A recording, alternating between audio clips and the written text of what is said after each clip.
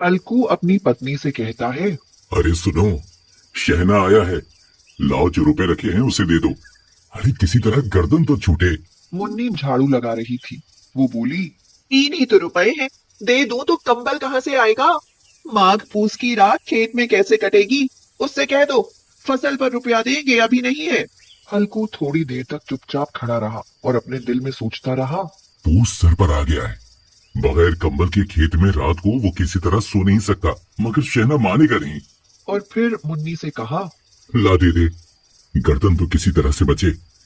कंबल के लिए कोई दूसरी तरकीब सोचूंगा। मुन्नी उसके पास से दूर हट गई और आंखें टेढ़ी करती हुई बोली। कर चुके दूसरी तरकीब। जरा सुनो कौन तरकीब करोगे। हाँ, न जाने कितना रुपया बाकी है जो किसी तरह आधा ही नहीं होता।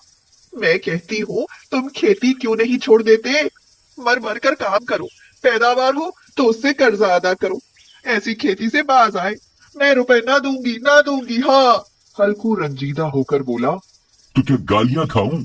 गाली क्यों देगा, क्या उसका राज है। मगर यह कहने के साथ ही उसकी तनी हुई भवें ढीली पड़ गई। फिर उसने ताक पर से रुपए उठाए और लाकर हल्कू के हाथ पर रख दिए। फिर बोली। तुम अब की खेती छोड़ दो। हाँ, मजदूरी में सुख से एक रोटी तो खाने को मिलेगी, किसी की धौंस तो ना रहेगी। अच्छी खेती है, मजदूरी करके लाओ, वो भी उसमें झोंक दो। हल्कू ने रुपए लिए और इस तरह बाहर चला। उसने एक एक पैसा काट कर 3 रुपए कंबल के लिए जमा किए थे। वो आज निकले जा रहे हैं। एक एक कदम के साथ उसका दिमाग अपनी नादानी के बोझ से दबा जा रहा था। पूस की अंधेरी रात, आसमान पर तारे भी ठिठुरते हुए मालूम होते थे।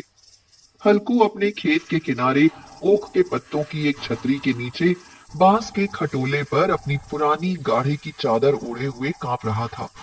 खटोले के नीचे उसका साथी कुत्ता जबरा पेट में मुंह डाले सर्दी से कू कू कर रहा था।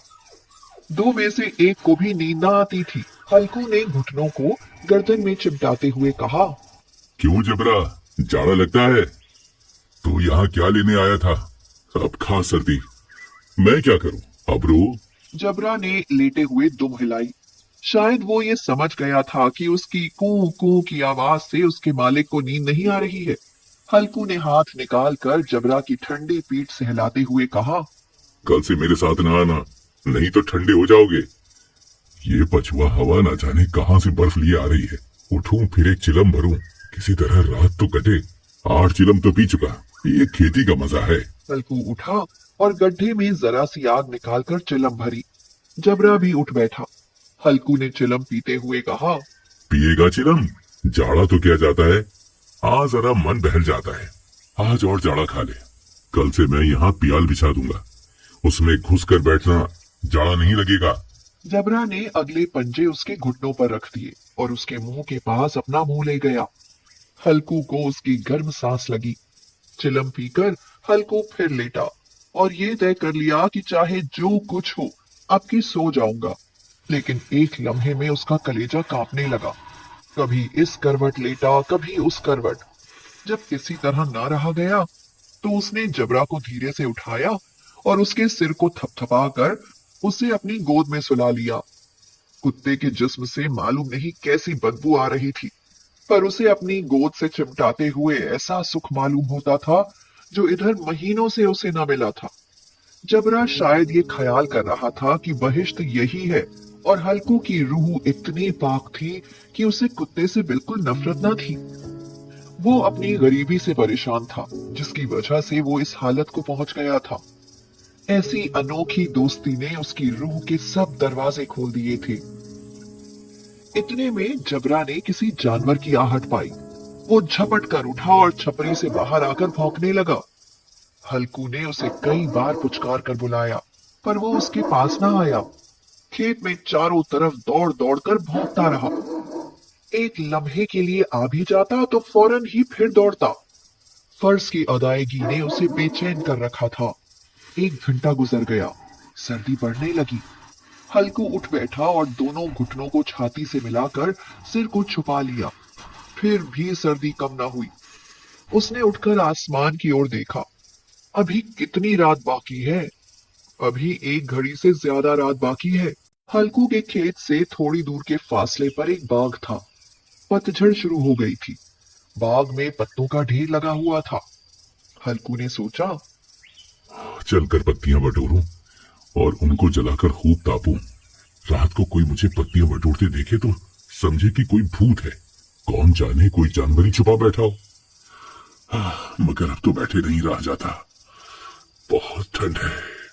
उसने पास के अरहर के खेत में जाकर कई पौधे उखाड़े और उसका एक झाड़ू बनाकर हाथ में सुलगता हुआ उपला लिए बाग की तरफ चला।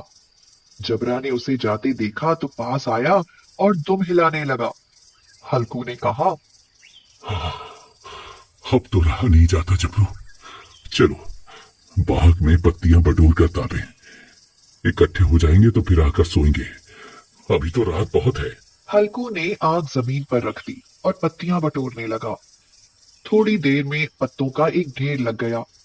हाथ ठिठुरते जाते थे, नंगे पांव गले जाते थे और वो पत्तियों का पहाड़ खड़ा कर रहा था। उसी अलाव में वो सर्दी को जलाकर खाक कर देगा। थोड़ी देर में अलाव जल उठा। उसकी लौ ऊपर वाले दरख्त की पत्तियों को छू छू कर भागने लगी। हल्कू अलाव के सामने बैठा हुआ आग ताप रहा था। 1 मिनट में उसने अपनी चादर बगल में दबा ली और दोनों पांव फैला दिए। उसने जबरा से कहा, क्यों जबरा, अब तो ठंड नहीं लग रही है ना? जबरा ने को करके गोया कहा, अरे अब क्या ठंड लगती ही रहेगी। पहले ये तरकीब नहीं सोची, नहीं तो इतनी ठंड क्यों खाते। जबरा ने दुम हिलाई। हल्कू बोला, अच्छा आओ इस अलाव को कूद कर पार करें, देखें कौन निकल जाए। अगर जल गए बच्चा तो मैं दवा ना करूंगा। अब मुन्नी से कल ये न जड़ देना कि रात ठंड लगी और ताप ताप कर रात काटी, वरना लड़ाई करेगी वो। ये कहता हुआ वो उछला और उस अलाव के ऊपर से साफ निकल गया। पैरों में जरा सी लिपट गई, पर वो कोई बात न थी। जबरा अलाव के गिर्द घूमकर उसके पास खड़ा हुआ। हल्कू ने कहा, चलो चलो ऊपर से कूद कर आओ। वो फिर कूदा और अलाव के उस पार आ गया। पत्तियां जल चुकी थी। बगीचे में फिर अंधेरा छा गया था।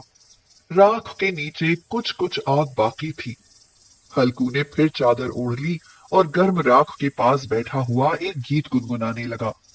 उसके जिस्म में गर्मी आ गई थी, पर जो जो सर्दी बढ़ती जाती थी उसे सुस्ती दबा लेती थी। जबरा जोर से भौंककर खेत की तरफ भागा। हल्कू को ऐसा मालूम हुआ कि जानवर का एक झुंड उसके खेत में आया। शायद नील गाय का झुंड था। उनके कूदने और दौड़ने की आवाजें साफ कान में आ रही थी। फिर ऐसा मालूम हुआ कि खेत में चर रही हैं। उसने दिल में कहा, जबरा के होते हुए कोई जानवर खेत में नहीं आ सकता। मूंछ ही डाले, मुझे वहम हो रहा है। अरे मुझे भी कैसा धोखा हुआ। उसने जोर से आवाज लगाई, जबरा जबरा। जबरा भौंकता रहा, उसके पास ना आया। जानवरों के चरने की आवाज चर चर सुनाई देने लगी। हल्कू अब अपने को फरेब न दे सका, मगर उसे उस वक्त अपनी जगह से हिलना जहर मालूम होता था। वह अपनी जगह से न हिला। बैठे बैठे जानवरों को भगाने के लिए चिल्लाने लगा, लियो लियो लियो लियो, हो, हा हा हा हा हा हा हा, लियो लियो लियो लियो लियो, हा हा हा हा हा। मगर जबरा फिर भौंक उठा। अगर जानवर भाग जाते तो वो अब तक लौट आया होता। नहीं भागे, अभी तक चल रहे हैं।